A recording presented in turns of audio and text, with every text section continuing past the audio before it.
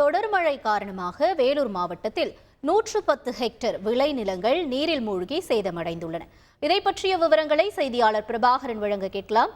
பிரபாகரன், சேத விவரங்கள் என்னவாக இருக்கிறது?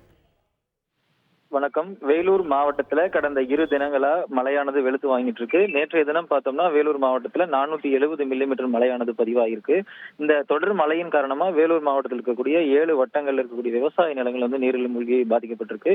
அதிலும் குறிப்பா அதிகபட்சமா பார்த்தோம்னா கனியம்பாடி பகுதியில 33.19 ஹெக்டேரும், காட்பாடி பகுதியில அதிகமா 42.93 ஹெக்டேரும் பாதிக்கப்பட்டிருக்கு. ஒட்டுமொத்தமா வேலூர் மாவட்டத்துல 110 ஹெக்டேர் விளைநிலங்கள் பாதிக்கப்பட்டிருக்கு. குறிப்பா இதுல நேற்றைய தினம் பெய்த மழையில பார்த்தோம்னா காட்பாடி அடுத்து இருக்கக்கூடிய எருக்கம்பட்டு கிராமத்துல மட்டும் 20 ஏக்கர் நிலத்துல பயிரிடப்பட்டிருந்த நெற்பயிர் சேதமாயிருக்கு. இந்த நீரில் மூழ்கி பாதிக்கப்பட்ட பயிர்களுக்கு உரிய நிவாரணம் கொடுக்கணும்னு விவசாயிகள் மாவட்ட நிர்வாகத்துக்கும் அரசுக்கும் கோரிக்கை விடுத்திருக்கிறாங்க. உங்களுக்கு நன்றி பிரபாகரன். செய்திகளை உடனுக்குடன் தெரிந்து கொள்ள உடனே சப்ஸ்கிரைப் பண்ணுங்க.